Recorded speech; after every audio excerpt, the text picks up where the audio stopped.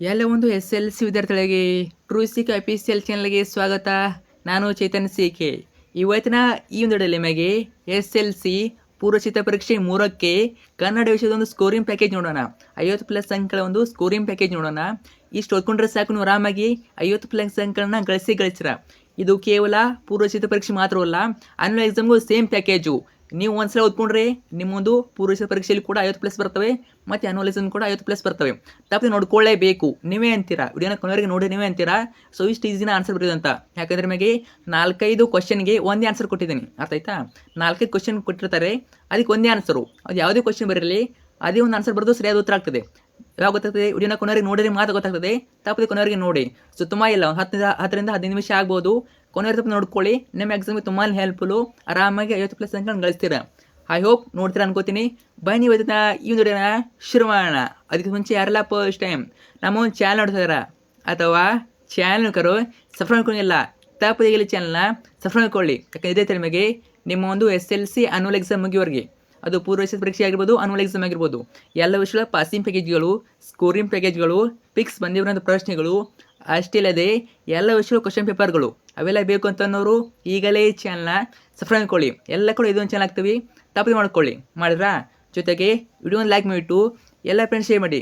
ಯಾರೆಲ್ಲ ಫ್ರೆಂಡ್ಸ್ ನಮಗೆ 10th ಅವರು ಶೇರ್ ಮಾಡಿ, ಅವರು ಹೆಲ್ಪ್ ಮಾಡಿ, ಒಬ್ಬರಾದರೂ ಶೇರ್ ಮಾಡಿ.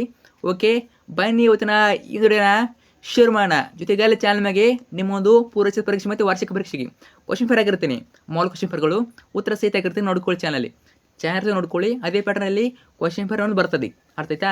ಪ್ರತಿಯೊಂದು ವಿಡಿಯೋ ಇರ್ತವೆ, ಜಸ್ಟ್ ಚಾನಲ್ಗೆ ಹೋಗಿ ಎಲ್ಲ ಸಿಗ್ತವೆ. ಓಕೆ, ನೋಡ್ತಾ ಹೋಗೋಣ. ನೋಡಿ, ಇದೊಂದು ಪ್ಯಾಕೇಜು 50+ ಅಂಕಗಳ ಒಂದು ಪ್ಯಾಕೇಜು. ಇದು ಪಾಸಿಂಗ್ ಅನ್ಬೋದು ಮತ್ತು ಸ್ಕೋರಿಂಗ್ ಕೂಡ ಅನ್ಬೋದು. ಆರಾಮಾಗಿ 50+ ಅಂಕಗಳನ್ನ ಗಳಿಸ್ತೀರಾ. ಇದು ಕೇವಲ ಪೂರ್ವಸಿದ್ಧ ಪರೀಕ್ಷೆ ಮಾತ್ರವಲ್ಲ, ಆನ್ಯುವಲ್ ಎಕ್ಸಾಮ್ಗೂ ಇದೇ ಪ್ಯಾಕೇಜು, ಅರ್ಥ ಆಯ್ತಾ? ಒಂದ್ಸಲ ಓದ್ಕೊಂಡ್ರೆ 50+ ಅಂಕಗಳು 2 ಎಕ್ಸಾಮ್ನಲ್ಲಿ ಬರ್ತವೆ. ಮತ್ತೊಮ್ಮೆ ಯಾಕೆ ಹೇಳ್ತೀನಿ ಅಂದರೆ ಕನ್ಫ್ಯೂಸ್ ಆಗ್ತೀರಿ ನೀವು, ಎಷ್ಟು ಬರ್ತವೆ ಏನು ಅಂತ ಕನ್ಫ್ಯೂಸ್ ಆಗ್ತೀರಾ. ಓಕೆ, ನೋಡ್ತಾ ಹೋಗೋಣ. ಇದು ಗದ್ಯ ಭಾಗಗಳ ಪ್ರಶ್ನೆಗಳು, ಅರ್ಥ ಆಯ್ತಾ? ಗದ್ಯ ಭಾಗದಿಂದ ಯಾವೆಲ್ಲ ಪ್ರಶ್ನೆ ಕೇಳ್ಬೋದು ನೋಡ್ಕೊಳ್ಳಿ. ಒಂದೊಂದು ವಾಕ್ಯದಲ್ಲಿ ಉತ್ತರ ಬರೆಯಿರಿ. 1 ಅಂಕದ ಪ್ರಶ್ನೆಗಳು ಇವೆಲ್ಲ ಇಂಪಾರ್ಟೆಂಟು, ಉತ್ತರ ಸಹಿತ ಇವೆ. ನಿಮಗೆ ಪ್ರಶ್ನೆ ಕೊಡ್ತಾ ಇದ್ದೀನಿ, ಉತ್ತರ ಹುಡುಕ್ಬೇಕಂತ ಏನಿಲ್ಲ. ಪ್ರತಿಯೊಂದು ಉತ್ತರ ಇವೆ. ಜಸ್ಟ್ ವಿಡಿಯೋನ ಪಾಸ್ ಮಾಡಿಟ್ಟು ಪ್ರತಿ ಪ್ರಶ್ನೆ ಓದ್ತಾ ಹೋಗಿ. ಅರ್ಥ ಆಯ್ತಾ? ತುಂಬಾ ಈಸಿ ಪ್ರಶ್ನೆಗಳು. 1ನೇ ಪ್ರಶ್ನೆ, ಭಾಷೆ ಯಾವುದಕ್ಕೆ ಸಾಧನವಾಗಿದೆ? ಉತ್ತರ ವಿಚಾರ ವಿನಿಮಯ ಮಾಡೋದಕ್ಕೆ. ಪ್ರಶ್ನೆ ಸಂಖ್ಯೆ 2, ಪ್ರಾಣಿಗಳು ತಮ್ಮ ಮಕ್ಕಳಿಗೆ ಯಾವ ವಿಚಾರವಾಗಿ ತರಬೇತಿ ಕೊಡುತ್ತವೆ? ಉತ್ತರ ಆಹಾರ ವಿಚಾರಗಳ ವಿಚಾರವಾಗಿ. ಪ್ರಶ್ನೆ ಸಂಖ್ಯೆ 3, ಮನುಷ್ಯನಿಗೆ ಲೆಕ್ಕ ಇಡುವ ಅವಶ್ಯಕತೆ ಯಾವಾಗ ಉಂಟಾಯಿತು? ಉತ್ತರ ಮನೆ ಕಟ್ಟಿಕೊಂಡು ಒಂದೊಂದು ಕಡೆ ನೆಲೆಸಿದಾಗ. ಪ್ರಶ್ನೆ ಸಂಖ್ಯೆ 4, ಎಣ್ಣೆ ತುಪ್ಪದ ಮಿಶ್ರಣ ಬೇಡಿ ಎಂದು ಹೇಳಿದರು ಯಾರು? ಉತ್ತರ ಕವಿ ನಯಸಿನ. ಪ್ರಶ್ನೆ ಸಂಖ್ಯೆ 5, ಕನ್ನಡಕ್ಕೆ ಪರ್ಷಿಯನ್ ಶಬ್ದಗಳು ಯಾವಾಗ ಬಂದವು? ಉತ್ತರ ಮಹಮ್ಮದೀಯರ ಆಡಳಿತದ ಕಾಲದಲ್ಲಿ. ಇದೇ ರೀತಿ ಎಲ್ಲ ಒಂದೊಂದು ಪ್ರಶ್ನೆವೇ. ವಿಡಿಯೋನ ಪಾಸ್ ಮಾಡಿಬಿಟ್ಟು ಅಥವಾ ಸ್ಟಾಪ್ ಮಾಡಿಬಿಟ್ಟು ಪ್ರಶ್ನೆ ಓದ್ಕೊಳ್ಳಿ ನೀವು, ಅರ್ಥ ಆಯ್ತಾ? ಸ್ವಲ್ಪ ಫಾಸ್ಟಿಗೆ ಹೇಳ್ತೀನಿ ನಾನು, ಯಾಕಂದರೆ ಇನ್ನೂ ತುಂಬ ಕ್ವಶನ್ಸ್ ಹೇಳ್ಬೇಕು ನಾನು. ಸ್ವಲ್ಪ ಫಾಸ್ಟಿಗೆ ಹೇಳ್ತೀನಿ. ವಿಡಿಯೋನ ಪಾಸ್ ಮಾಡಿಬಿಟ್ಟು ನೀವು ಪ್ರಶ್ನೆನ ಉತ್ತರ ಸಹಿತ ನೋಡಿ. ಪ್ರಶ್ನೆ ಸಂಖ್ಯೆ 6, ಒಂದು ಭಾಷೆ ಸತ್ವಪೂರ್ಣವಾಗಿರಬೇಕಾದರೆ ಅದನ್ನಾಡುವ ಜನ ಹೇಗಿರಬೇಕು? ಉತ್ತರ ಅಭಿಮಾನದವರು, ಬುದ್ಧಿಶಾಲಿಗಳು ಆಗಿರಬೇಕು. ಪ್ರಶ್ನೆ ಸಂಖ್ಯೆ 7, ಭಗವದ್ಗೀತೆಯನ್ನು ರಚಿಸಿದವರು ಯಾರು? ವೇದವ್ಯಾಸರು ಭಗವದ್ಗೀತೆಯನ್ನು ರಚಿಸ್ತಾರೆ ಅಥವಾ ಬರೀತಾರೆ. ಪ್ರಶ್ನೆ ಸಂಖ್ಯೆ 8, ಹುಲಿಗೆ ಪರಮಾನಂದವಾಗಲು ಕಾರಣವೇನು? ಉತ್ತರ ಶಾನುಭೋಗರ ದುಂಡು ದುಂಡಾದ ಶರೀರವನ್ನು ನೋಡಿ ಹುಲಿಗೆ ಪರಮಾನಂದ ಆಗ್ತದೆ. ಪರಮಾನಂದ ಅಂತ ಕೇಳ್ತಾರೆ. ಪ್ರಶ್ನೆ ಸಂಖ್ಯೆ 9, ಶಾನುಭೋಗರಿಗೆ ತಲೆ ಸುತ್ತಲು ಕಾರಣವೇನು? ಹುಲಿಯ ಜೊತೆ ನಡೆದ ದೊಂಬರಾಟದಿಂದ. ಪ್ರಶ್ನೆ ಸಂಖ್ಯೆ 10, ಶಾನುಭೋಗರ ಬ್ರಹ್ಮಾಸ್ತ್ರ ಯಾವುದು? Very important. ಯಾವುದು? ಕಿರ್ದಿ ಪುಸ್ತಕ. ಇದು ಕೇಳ್ಬೋದು, ಆನ್ಯುವಲ್ ಎಕ್ಸಾಮ್ ಕೂಡ ನೋಡ್ಕೊಳ್ಳಿ. ಇದೇ ರೀತಿ ಎಲ್ಲ ಒಂದೊಂದು ಪ್ರಶ್ನೆವೆ. ವಿಡಿಯೋನ ಪಾಸ್ ಮಾಡಿಟ್ಟು ಪ್ರತಿಯೊಂದು ಕ್ವಶನ್ ಓದ್ಕೊಳ್ಳಿ, ಅರ್ಥ ಆಯ್ತಾ? ಸೊ ಇಲ್ಲಿ ಸೈಡ್ ಕೂಡ ಇವೆ. ಸೊ ಒಂದೇ ಪೇಜಲ್ಲಿ 2 ಸೆಟ್ ಆಗಿವೆ, ಅರ್ಥ ಆಯ್ತಾ? 2 ಸೆಟ್ ಕ್ವಶನ್ ಇವೆ, ನೋಡ್ಕೊಳ್ಳಿ. 16, 17 ಇಲ್ಲಿಂದ ಸ್ಟಾರ್ಟ್ ಆಗ್ತವೆ. 16, 17, 18 ಎಲ್ಲ ಕೂಡ ಒಂದೊಂದು ಪ್ರಶ್ನೆಗಳು. ಓಕೆ, ನೋಡ್ಕೊಳ್ಳಿ. ಎಲ್ಲ ಕ್ವಶನ್ ಕೂಡ ಕವರ್ ಆಗಿವೆ. ಜಸ್ಟ್ ವಿಡಿಯೋನ ಪಾಸ್ ಮಾಡಿ ನೋಡ್ಕೊಳ್ಳಿ. ಪ್ರತಿಯೊಂದು ಪ್ರಶ್ನೆ ಇಂಪಾರ್ಟೆಂಟು, ಅರ್ಥ ಆಯ್ತಾ? ಸೊ ನಿಮಗೆ ಆನ್ಯುವಲ್ ಎಕ್ಸಾಮ್ ಕೂಡ ಇದೇ ಪ್ಯಾಕೇಜ್ ಕೊಡ್ತೀನಿ. ಸೊ ಓದ್ಕೊಳ್ಳಿ ಚೆನ್ನಾಗಿ. ಪದ್ಯ ಭಾಗ ನೋಡಿ. ಪದ್ಯ ಭಾಗದಿಂದ ಯಾವಾಗ 1 ಅಂಕ ಪ್ರಶ್ನೆಗಳು ಬರೋದಂತ. 1 ಅಂಕದ ಪ್ರಶ್ನೆಗಳು. ಕಂಪನಿ ಸರ್ಕಾರ ಹೊರಡಿಸಿದ ಆದೇಶ ಯಾವುದು? ಉತ್ತರ ನಿಶಸ್ತ್ರೀಕರಣ. ಪ್ರಶ್ನೆ ಸಂಖ್ಯೆ 2, ಹಲಗಲಿಯ 4 ಪ್ರಮುಖರು ಯಾರು? ತುಂಬಾ ಇಂಪಾರ್ಟೆಂಟ್ ಕ್ವಶನ್ನು. ಪೂಜೇರಿ ಹನುಮ, ಬೇಡರ ಬಾಲ, ಜಡಗ ರಾಮ. ಪ್ರಶ್ನೆ ಸಂಖ್ಯೆ 3, ಹಲಗಲಿ ಗುರುತು ಉಳಿದಂಥದ್ದು ಏಕೆ? ಉತ್ತರ ಹಲಗಲಿಗೆ ಬೆಂಕಿ ಹಾಕಿ ಸುಟ್ಟು ಬೂದಿ ಮಾಡಿದ್ದರಿಂದ. ಪ್ರಶ್ನೆ ಸಂಖ್ಯೆ 4, ಯಾವ ಘಟನೆ ಹಲಗಲಿ ಲಾವಣೆಗೆ ಕಾರಣವಾಗಿದೆ? ಉತ್ತರ ಹತ್ತಾರ ಕದನ ಅಥವಾ ಹಲಗಲಿ ಬಂಟರ ಹತ್ತಾರ ಕದನ. ಪ್ರಶ್ನೆ ಸಂಖ್ಯೆ 5, ಹಲಗಲಿ ಗ್ರಾಮ ಎಲ್ಲಿದೆ? ಇಂದಿನ ಬಾಗಲಕೋಟ್ ಜಿಲ್ಲೆಯಲ್ಲಿದೆ. ಕೇವಲ ಬಾಗಲಕೋಟ್ ಜಿಲ್ಲೆ ಬರೆದ್ರೂ ಸರಿಯಾದ ಉತ್ತರ ಆಗ್ತದೆ. ಅರ್ಥ ಆಯ್ತಾ? ಅದು ಊರ ಬರೆಯುವ ಅವಶ್ಯಕತೆ ಇಲ್ಲ, ತಾಲೂಕು ಬರೆಯುವ ಅವಶ್ಯಕತೆ ಇಲ್ಲ, ಕೇವಲ ಬಾಗಲಕೋಟ್ ಜಿಲ್ಲೆ ಅಂತ ಬರೆದ್ರೆ 1 ಮಾರ್ಕ್ಸ್ ಕೊಡ್ತಾರೆ. ನಂತರ ಪ್ರಶ್ನೆ ಸಂಖ್ಯೆ 6, ಹಲಗಲಿಯ ಗ್ರಾಮದ ಹೆಬ್ಬಾಗಿಲಿನ ಬಳಿ ನಿಂತು ಬುದ್ಧಿ ಮಾತನ್ನು ಹೇಳಿದರು ಯಾರು? ಹೆಬಲಕ್ ಸಾಹೇಬ. ಪ್ರಶ್ನೆ ಸಂಖ್ಯೆ 7, ಬ್ರಿಟಿಷರ ಸರ್ಕಾರ ಭಾರತೀಯರ ಮೇಲೆ ಯಾವಾಗ ಶಸ್ತ್ರಾಸ್ತ್ರ ನಿಶಸ್ತ್ರೀಕರಣದ ಆದೇಶ ಹೊರಡಿಸಿತು? ಉತ್ತರ 1857ರ ಪ್ರಥಮ ಸ್ವಾತಂತ್ರ್ಯ ಸಂಗ್ರಾಮದ ನಂತರ. ಇದೇ ರೀತಿ ಎಲ್ಲ ಒಂದೊಂದು ಪ್ರಶ್ನೆವೆ.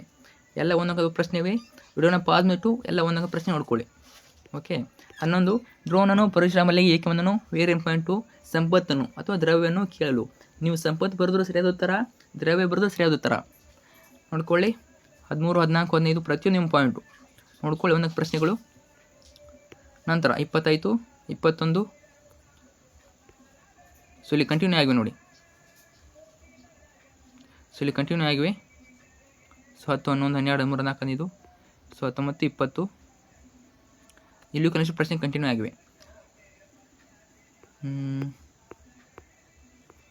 ಸೊ ಈ ರೀತಿ ಒಂದೊಂದು ಪ್ರಶ್ನೆಗಳು. ವಸಂತ ಮುಖ ತೋರಲಿಲ್ಲ, ಪಠ್ಯಪೂರ್ವಕ ಅಧ್ಯಯನದಿಂದವು. ಅರ್ಥ ಆಯ್ತಾ? ಪಠ್ಯಪೂರ್ವಕ ಅಧ್ಯಯನದಿಂದ ವಸಂತ ಮುಖ ತೋರಲಿಲ್ಲ ಒಂದು ಅಂಕದ ಪ್ರಶ್ನೆಗಳು. ಅಂದರೆ ಒಂದು ಅಂಕದ ಪ್ರಶ್ನೆಗಳು. ಪುಟ್ಟಪೂರಿ ಏನು ಮಾಡ್ತಿದ್ದಾಳೆ? ಉತ್ತರ ಮುಸುರಿ ಕೂತಿದ್ದಾಳೆ. ಪುಟ್ಟಪೂರಿ ಅಮ್ಮ ಗುಡಿಸಿನಲ್ಲಿ ಹೇಗೆ ಮಲಗಿದ್ದಾಳೆ? ಸೊ 2 ಕ್ವಶನ್ ಒಂದು ಬಂದುಬಿಡ್ತದೆ. ಪುಟ್ಟಪೂರಿ ಏನು ಮಾಡ್ತಿದ್ದಾಳೆ ಮತ್ತು ಪುಟ್ಟಪೂರಿ ಅಮ್ಮ ಗುಡಿಸಿನಲ್ಲಿ ಹೇಗೆ ಮಲಗಿದ್ದಾಳೆ? ಉತ್ತರ ಗುರುತ ಮಲಗಿದ್ದಾಳೆ. 3ನೇದು, ಗೋಡೆಗಳು ಏಕೆ ಮುಖ ಮುಚ್ಚಿಕೊಂಡಿವೆ? ಸುಣ್ಣ ಕಾಣದೆ ಮುಖ ಮುಚ್ಚಿಕೊಂಡಿವೆ. 4ನೇದು, ಕೋಗಿಲೆಗಳು ಹೇಗೆ ಆಡುತ್ತವೆ? ಉತ್ತರ ಮನದುಂಬಿ ಆಡುತ್ತವೆ.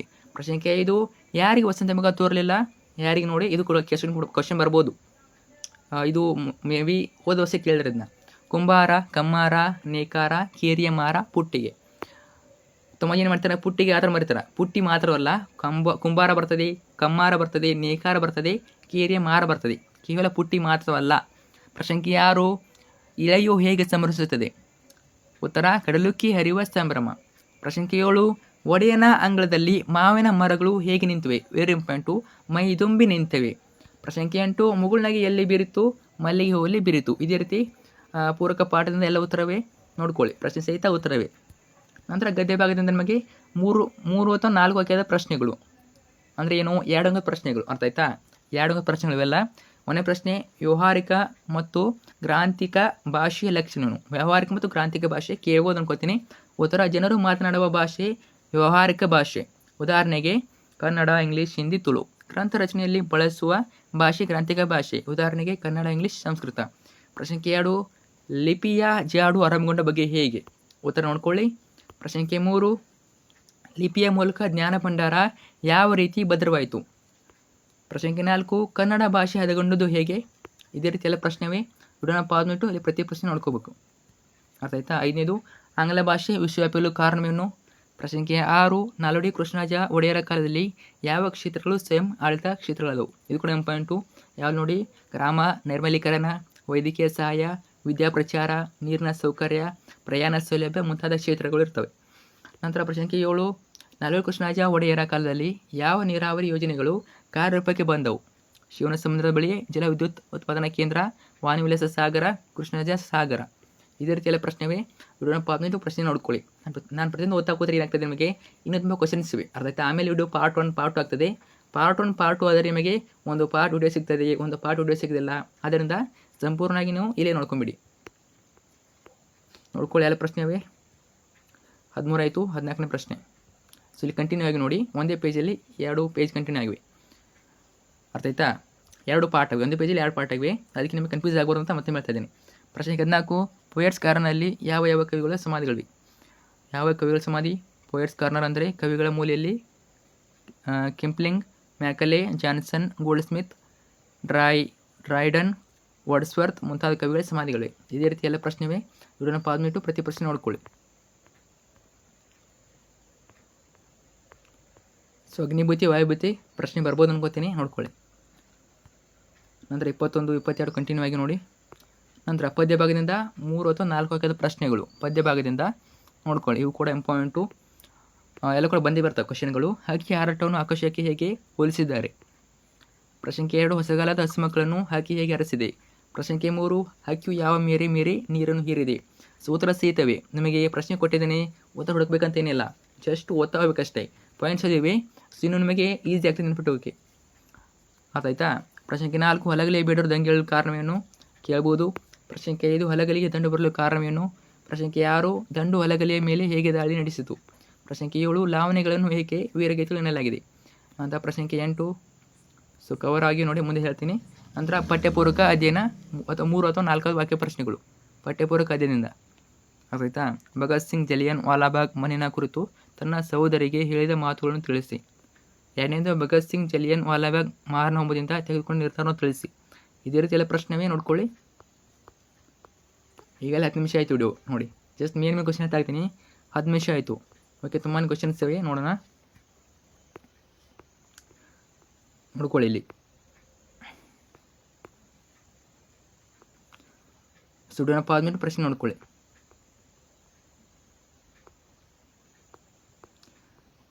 ನಂತರ ಗದ್ಯ ಭಾಗ ಲೇಖರ ಪರಿಚಯ, ಪದ್ಯ ಭಾಗ ಕವಿ ಪರಿಚಯ. ಪಿಕ್ಸ್ ನಮಗೆ ಲೇಖರ ಪರಿಚಯ ಅಥವಾ ಕವಿ ಪರಿಚಯ ಎಷ್ಟು ಮಾರ್ಕ್ಸಿಗೆ ಕೇಳ್ತಾರೆ? 6 ಮಾರ್ಕ್ಸಿಗೆ ಕೇಳ್ತಾರೆ. ಪ್ರತಿ ಕವಿ ಪರಿಚಯ ಅಥವಾ ಲೇಖರ ಪರಿಚಯಕ್ಕೆ 3 ಅಂಕ. ಟೋಟಲಾಗಿ 2 ಕವಿ ಕೇಳ್ತಾರೆ. ಅರ್ಥಾಯ್ತಾ. 2 ಕವಿ ಬಗ್ಗೆ ಕೇಳ್ತಾರೆ, ಲೇಖರ ಅಥವಾ ಕವಿ ಇಬ್ಬರದ್ದು ಕೇಳ್ತಾರೆ. ಟೋಟಲಾಗಿ 6 ಮಾರ್ಕ್ಸು. ಪ್ರತಿ ಲೇಖರ ಪರಿಚಯ ಅಥವಾ ಕವಿ ಪರಿಚಯಕ್ಕೆ 3 ಅಂಕ. ಆಲ್ಮೋಸ್ಟ್ ಗೊತ್ತೀನಿ, ಇವೆಲ್ಲ ಇಂಪಾರ್ಟೆಂಟ್ ನೋಡಿ. ಇಷ್ಟರಲ್ಲಿ ಮ್ಯಾಗೆ ಇಬ್ಬರದ್ದು ಕೇಳ್ತಾರೆ. ಗದ್ಯ ಭಾಗದಿಂದ ಒಬ್ಬರದು, ಪದ್ಯ ಭಾಗದಿಂದ ಒಬ್ಬರದು, ಇಬ್ಬರದ್ದು ಕೇಳ್ತಾರೆ. ಯಾವ್ದು ನೋಡ್ಕೋಬೇಕು? ಎನ್ ಮೂರ್ತಿರಾವ್ ನೋಡ್ಕೊಳ್ಳಿ. ಆಮೇಲೆ ದ ರಾ ಬೇಂದ್ರೆ ಅವ್ರ ಪರಿಚಯ ನೋಡ್ಕೊಳ್ಳಿ. DH ಜಯಪ್ಪ ನೋಡ್ಕೊಳ್ಳಿ. ರನ್ನ ಪರಿಚಯ ನೋಡ್ಕೊಳ್ಳಿ. ದೇವನೂರು ಮಹಾದೇವರ ಪರಿಚಯ ನೋಡ್ಕೊಳ್ಳಿ. ಕುವೆಂಪು ಅವರ ಪರಿಚಯ ನೋಡ್ಕೊಳ್ಳಿ. ತುಂಬ ಏನಿಲ್ಲ ನೋಡಿ. ದೇವನೂರು ಮಹಾದೇವರು ಎಲ್ಲಿ ಜನಿಸಿದರು, ಯಾವಾಗ ಜನಿಸಿದರು? ಇವರು ಕೃಷಿಕ 1948ರಲ್ಲಿ ದೇವನೂರಿನಲ್ಲಿ ಜನಿಸಿದರು. ಇವರು ಎದಗಿದ್ದ ಅಕ್ಷರ ದ್ಯಾವನೂರು, ಒಡಲಾಲ, ಕುಸುಮಬಾಲಿ ಮುಂತಾದ ಕೃತಿಯನ್ನು ಬರೆದಿದ್ದಾರೆ ಅಥವಾ ರಚಿಸಿದ್ದಾರೆ. ಇವರಿಗೆ ಕೇಂದ್ರ ಸಾಹಿತ್ಯ ಅಕಾಡೆಮಿ ಪ್ರಶಸ್ತಿ ಹಾಗೂ ಕರ್ನಾಟಕ ರಾಜ್ಯೋತ್ಸವ ಪ್ರಶಸ್ತಿಯನ್ನು ನೀಡಿ ಗೌರವಿಸಿದೆ. ಇಷ್ಟೇ ಪಾಯಿಂಟ್ ನೋಡ್ಕೊಳ್ಳಿ ಸಾಕು. ನೀವು ಇಡೀ ಅವರ ಕಥೆಯನ್ನು ಬರೆಯೋ ಅವಶ್ಯಕತೆ ಇಲ್ಲ, ಅವರ ಜೀವನ ಕಥೆ ಬರೆಯೋ ಅವಶ್ಯಕತೆ ಇಲ್ಲ. ಅವ್ರು ಏನು ಕೇಳಿರ್ತಾರೆ? ಅವರ ಹುಟ್ಟಿದ ಜನ್ಮ ಸ್ಥಳ ಕೇಳಿರ್ತಾರೆ, ಯಾವಾಗ ಜನಿಸಿದ್ರು, ಅವರ ಕೃತಿಗಳನ್ನು ಬರೆಯ ಅಂತ ಕೇಳಿರ್ತಾರೆ, ಮತ್ತು ಅವರ ಪ್ರಶಸ್ತಿ ಕೇಳಿರ್ತಾರೆ. ಇಷ್ಟು ಕೇಳಿರ್ತಾರೆ. ಸೊ ಆಲ್ಮೋಸ್ಟ್ ಬರೀ ಗೊತ್ತೀನಿ. ನಂತರ ಕುವೆಂಪು ಇವರ ಪರಿಚಯ, ಸಾರಾ ಅಬೂಬಕರ್ ಇವರ ಪರಿಚಯ, ಪಂಪ ಇವರ ಪರಿಚಯ ನೋಡ್ಕೊಳ್ಳಿ. ಆಮೇಲೆ ಸಂದರ್ಭ ಸ್ವಾರಸ್ಯ ಪ್ರಶ್ನೆಗಳು, ಅದು ಗದ್ಯ ಭಾಗದಿಂದ ನೋಡ್ಕೊಳ್ಳಿ. ಯಾವಾಗ ಕೇಳ್ಬೋದು? ಆಯ್ಕೆ ಈ ವಾಕ್ಯವನ್ನು ವ್ಯಾಕರೀತಿ ಎಂಬ ಪಾಠದಿಂದ ಆರಿಸಲಾಗಿದೆ. ಇದನ್ನು ಬರೆದವರು AN ಮೂರ್ತಿರಾವ್. ನೋಡ್ಕೊಳ್ಳಿ. ಯಾವುದಿದು? ಖಂಡವಿದೆಯೋ, ಮಾಂಸವಿದೆಯೋ, ಗುಂಡಿಗೆಯ ಬಿಸಿರಕ್ತವಿದೆಯೋ. ಏನು ಮಾಡಬೇಕು? ಸಂದರ್ಭ ಆಯ್ಕೆ ಬರಲೇಬೇಕು. ಅರ್ಥಾಯ್ತಾ. ಇಲ್ಲಿ ನೋಡಿ, ಆಯ್ಕೆ ಯಾವುದಿದು? ವ್ಯಾಕರಗೀತೆ ಎಂಬ ಪಾಠದಿಂದ ಆರಿಸಲಾಗಿದೆ. ಇದನ್ನು ಬರೆದವರು AN ಮೂರ್ತಿರಾವ್. ಅರ್ಥಾಯ್ತಾ. AN ಮೂರ್ತಿರಾವ್. ಆಯ್ಕೆಯಲ್ಲಿ ಏನು ಬರೀಬೇಕು? ಆಯ್ಕೆಯಲ್ಲಿ ಅದನ್ನು ಯಾವ ಪಾಠದಿಂದ ಅಥವಾ ಪದ್ಯದಿಂದ ತಗೊಂಡು ಅದನ್ನು ಬರಬೇಕು. ಆಮೇಲೆ ಅದನ್ನು ಬರೆದವ್ರು ಯಾರು? ಕವಿ ಅಥವಾ ಲೇಖಕರ ಪರಿಚಯನ ಅವ್ರ ಹೆಸರನ್ನು ಬರೀಬೇಕು. ಅರ್ಥಾಯ್ತಾ. ಇಷ್ಟೇ ಬರೀರಿ. ಆಲ್ಮೋಸ್ಟ್ ಇದ್ರ ಜೊತೆಗೆ ಇನ್ನೊಂದು ಬರಬೇಕು. ಏನು? ಆ ಒಂದು ಪಾಠ ಅಥವಾ ಪದ್ಯವನ್ನು ಯಾವ ಕೃತಿಯನ್ನು ತಗೊಂಡಿದ್ದಾರೆ ಅದನ್ನೊಂದು ಬರೀಬೇಕು. ನೋಡಿ, ಕೊಟ್ಟಿರ್ತಾರೆ ನಿಮ್ಮೊಂದು ಕನ್ನಡ ಪುಸ್ತಕದಲ್ಲಿ ಲೇಖಕರ ಪರಿಚಯ ಆದಮೇಲೆ ಅದು ಕೂಡ ಇರ್ತದೆ, ಅದನ್ನು ನೋಡ್ಕೊಂಡಿರಿ. ಎರಡನೇದು ದೇವರೇ ಮರ ಹತ್ತಷ್ಟು ಅವಕಾಶ ಕರುಣಿಸು. ಮೂರನೇದು ನಾನು ಮುಖ ಮೇಲಾಗಿ ಬಿದ್ದಿದ್ದೇನೆ. ಇದೇ ರೀತಿ ಎಲ್ಲ ಪ್ರಶ್ನೆವೇ. ವಿಡಿಯೋನ ಪಾಸ್ ಬಿಟ್ಟು ಪ್ರತಿ ಪ್ರಶ್ನೆ ನೋಡ್ಕೋಬೇಕು. ಸ್ಕ್ರಾಲ್ ಮಾಡ್ತಾ ಇರ್ತೀನಿ, ಪ್ರತಿ ಪ್ರಶ್ನೆ ನೋಡ್ಕೊಳ್ಳಿ. ಎಲ್ಲ ಕೂಡ ಕವರ್ ಆಗಿವೆ. ಓಕೆ, ಎರಡು ಸೈಡ್ ಇವೆ ನೋಡಿ, 2 ಸೈಡ್ ಇವೆ. ಸೊ ನೋಡ್ಕೊಳ್ಳಿ.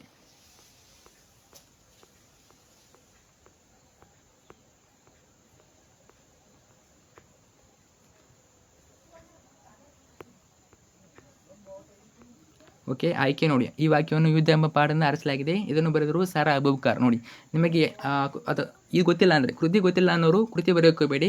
ಅಟ್ಲೀಸ್ಟ್ ಇದನ್ನು ಬರೀರಿ. ಅದು ಯಾವ ಪಾಠದಿಂದ ಅಥವಾ ಪದ್ಯದಿಂದ ತಗೊಂಡಿದ್ದಾರೆ ಮತ್ತು ಅದನ್ನು ಬರೆದವ್ರು ಯಾರು, ಇಷ್ಟನ್ನ ಅಟ್ಲೀಸ್ಟ್ ಇಷ್ಟನ್ನಾದರೆ ಬರೀಬೇಕು. ಓಕೆ, ಪ್ರತಿಯೊಂದು ಪ್ರಶ್ನೆ ಸ್ಕ್ರಾಲ್ ಮಾಡ್ತಾ ಇರ್ತೀನಿ. ವಿಡಿಯೋನ ಪಾಸ್ ನೋಡ್ಕೊಳ್ಳಿ. ಸಂದರ್ಭ ಸ್ವಾರಸ್ಯ, ಪದ್ಯ ಭಾಗದಿಂದ ಸಂದರ್ಭಗಳು ಇವು. ಸಂದರ್ಭದಿಂದ ಸ್ವಾರಸ್ಯನ ಬರೀಬೇಕು. ನೋಡ್ಕೊಳ್ಳಿ. ಇದೇ ರೀತಿಯೆಲ್ಲ ಪ್ರಶ್ನೆನ ಬರೀಬೇಕು.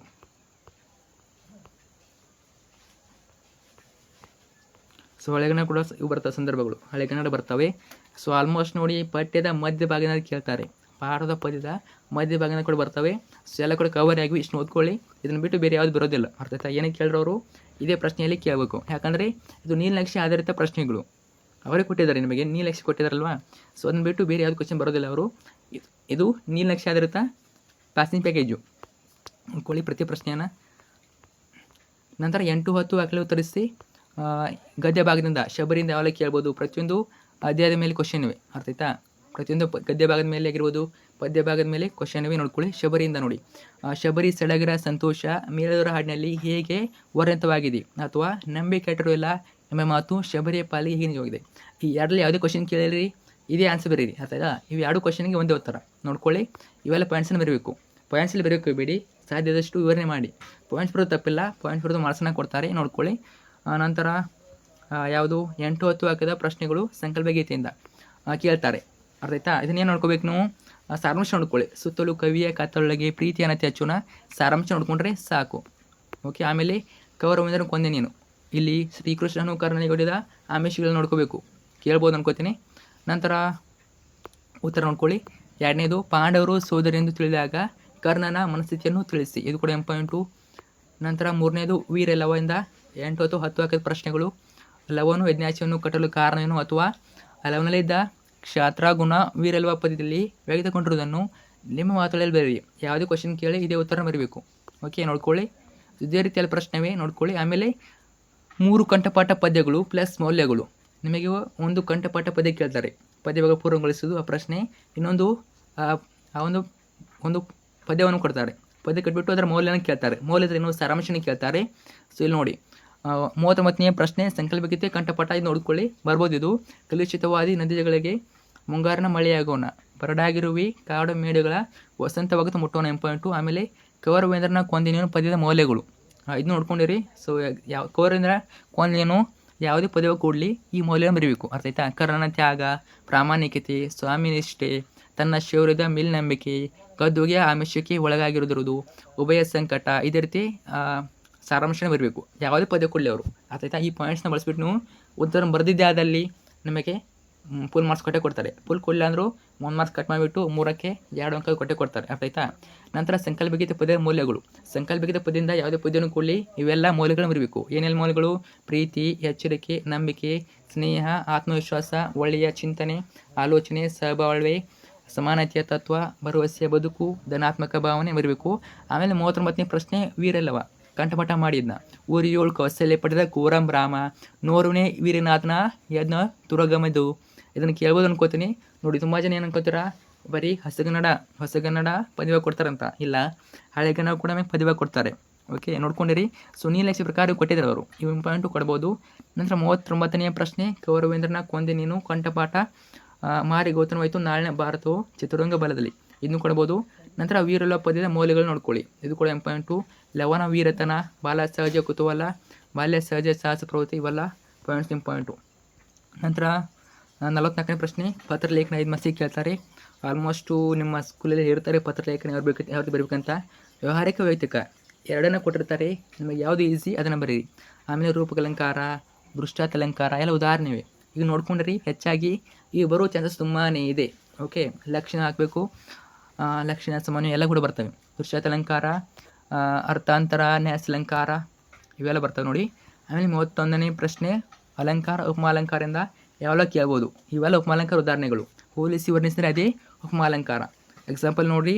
ಭೀಮ ದುರ್ಯೋಧನನು ಮದಗಜನಂತೆ ಹೋರಾಡಿದರು, ನೀಚರಿಗೆ ಮಾಡಿದ ಉಪಕಾರವು ಹಾವಿಗೆ ಹಾಲೆರದಂತೆ, ಮುಂಗಾರಿನ ಸಿಡಿಲು ಸಿಡಿದಂಗ ಗುಂಡು ಸಿಡಿದವೆಲ್ಲ ಪ್ರಶ್ನೆಗಳ ಎಕ್ಸಾಂಪಲು.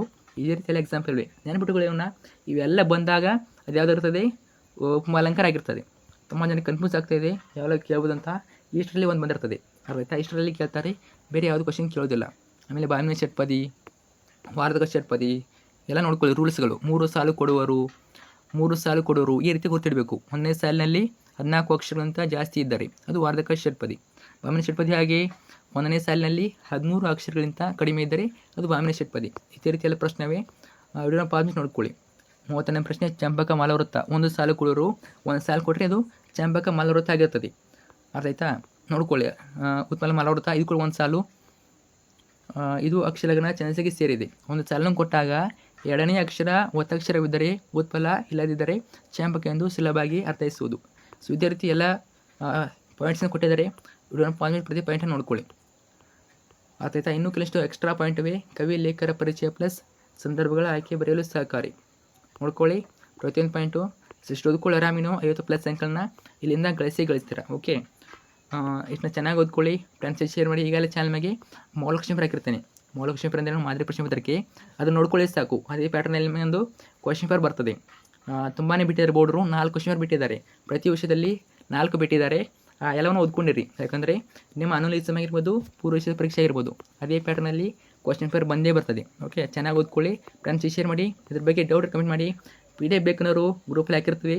ಯಾವ ಗ್ರೂಪು? ವಾಟ್ಸಪ್ ಚಾನಲ್ ಮತ್ತು ಟೆಲಿಗ್ರಾಮ್ ಗ್ರೂಪು, ಅಲ್ಲಿ ಜಾಯ್ನ್ ಆಗಿ ಡೌನ್ಲೋಡ್ ಮಾಡ್ಕೊಳ್ಳಿ. Thank you so much.